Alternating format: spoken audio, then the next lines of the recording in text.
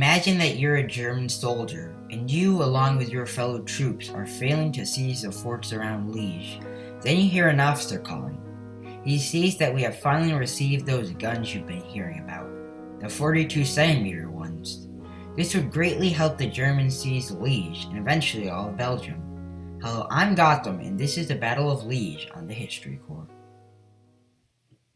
Before we get into this video, I would like to give my thanks to Coca-Cola is in my blood for telling me that Poland wasn't a country till after World War I. Now with that being said, let's get into the video. The Battle of Liege was one of the most important battles in the beginning of the Great War. It was crucial for the Germans because Liege was the gateway to Belgium and eventually all of France. Liege was also one of the main industrial cities in Belgium. Let's take a look at both sides' forces, starting with Germany. Germany had 3 armies dedicated to seizing Liege, and 4 others which would help seize other parts of Belgium and France. In total, 1.5 million soldiers were to take part in the Schlieffen Plan, where Germany would sweep through Belgium and France. General Otto von Emich was in charge of the siege, along with Field Marshal Karl von Blölow and Erich von Ludendorff. Their forces mainly consisted of peacetime soldiers who had more experience than conscripts. This decision was made because they knew how important the battle was.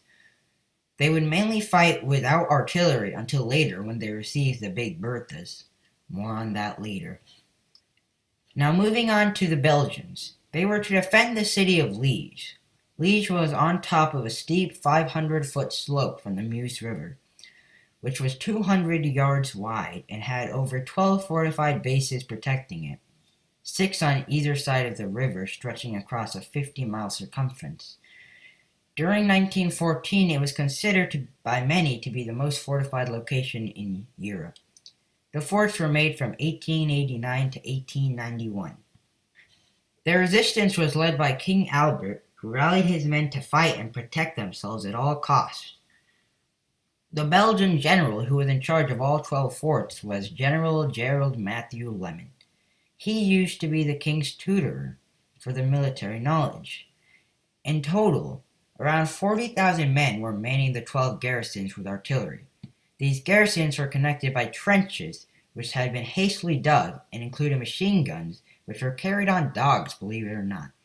And on August 5th, the blood began to shed.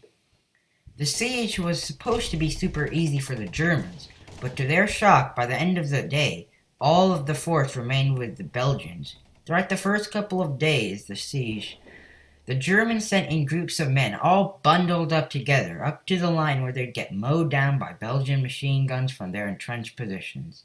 This would be a glimpse of what much of the First World War would be like. These kind of attacks were all they could do due to their lack of artillery. The reason that the artillery wasn't there yet is because the Bertha gun was big and heavy, and back then, when there was a lack of machinery to help with this, they had to use special rail cars and many horses and oxes. It would take up to 200 men to set up just one of these 42-centimeter guns.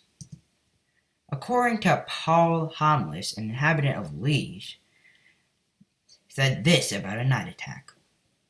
The German storming parties marched up in thick lines as steadily as if on parade, in the cold moonlight, when a single long report of machine guns, all firing together, sent them to the other world at a single puff. This was repeated time after time. People who went near the forts later on said they had seen Germans lying in a heap, 6 and 7 deep, wounded and killed, mixed inextricably together, so numerous that their names and numbers could not possibly be collected. Later, Germans and Belgians were heaped up separately, often in the trenches in which they had been fighting, and covered with quicklime over which water was poured. This proves how crucial artillery was to the Germans. In the days before the artillery arrived, there was some success, most of it thanks to Erich von Ludendorff. He found the 14th Brigade without a commander, and he took charge. He led the brigade to the eastern side of the city with stealth, and sent a party to the main city and demanded surrender. It was declined. They raided the HQ of Lemon, the general in charge of defending Liege. This scared Lemon, and he moved much of his forces to Brussels and himself to Fort Lunken. He had thought there was much more Germans than there really were. Another sun would set with all 12 forts still standing. The next day, which was the 7th, Ludendorff and his men seized the citadel of Liege. The Belgians gave it up without a fight. A citadel is really just another name for a fortified location. This gave him control of the city and some of the bridges that hadn't been destroyed yet. On the same day, 2 forts fell. They were Fort Barcon and Fort Evigny. Throughout the next couple of days, a few forts would fall to the east of the cities, but with many German casualties and with most of the forts still standing. On the 12th, it would all change when the Germans got their much-needed artillery. The Belgian forts were made well and were thought to be indestructible to artillery, but they had never seen the likes of the 42-centimeter Big Bertha.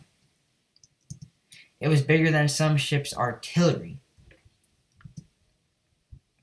The guns made themselves heard the very next day. On the 13th, Fort Pontoise fell under fire.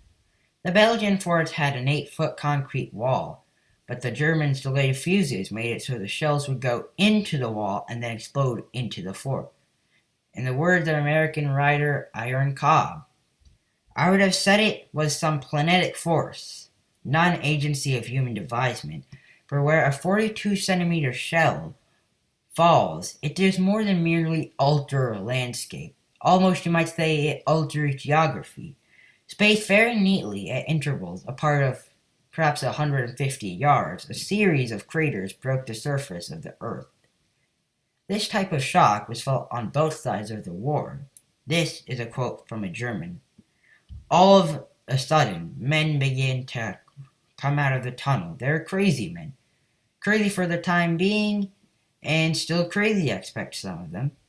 They came out staggering, choking, falling down and getting up again. You see, their nerves were gone. The fumes, the gases, the shock, the fire, what they had endured and what they had escaped, all of these had them distracted. They danced, sang, wept, shouted in a sort of maudlin frenzy, spun about deliriously until they dropped. They were deafened, and some of them could not see but had to grope their way through. I don't care to see anything like that again, even if it is my enemies that suffer." The arrival of the guns brought the end of the siege of Liege. By the 15th, there was only one fort left. It was Fort Lunken, and it was damaged. The Germans just walked in and took General Lemon away. He was unconscious. With the end of the battle, both Emich and Ludendorff got the Pour la Mérite Cross, the highest German military award. With the end of the fight did not bring an end to the hardships of the Germans. They would face Belgian forces on bridges, in towns, and civilians would resist. There was a massive amount of resistance like the French resistance in World War II, but the German military, who had recently been through the Franco-Prussian War, a war with much civilian resistance, felt there was much more resistance than there really was. The kind of atrocities the Germans would commit in Belgium changed the world's view of them. Neutral countries began to favor the Allies. One of these atrocities was at Louvain, where 278 inhabitants were massacred and the town was burnt.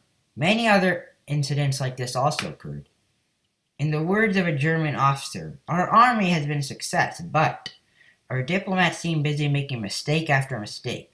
We have lost the sympathies of all countries on earth, even of those who were formerly our friends." From August 5th to the 23rd, over 5,521 civilians died. At the same time these events were occurring, France and Britain began maneuvering their forces too. France's plan was to take back what they lost in the Franco-Prussian War from Germany starting on August 7th. They weren't very successful. Britain had their expeditionary force land in France beginning on August 12th. This battle was a battle won by artillery. The Germans would begin a reputation of committing war atrocities. This battle made France and the rest of the world believe in less in fixed fortifications, which is why the defenses at Verdun were weaker, which was wrong because those defenses at Verdun helped as long as it was a fairly modern fort. This video took hours of work, and I'd really appreciate it if you would like it if you like it, subscribe if you want to see more, and comment what you thought about the Siege of Liege. My next video in this series will be about the Battle of Tannenberg, most likely, but there might be some videos in between. Hope you enjoyed this video and learned something. Bye!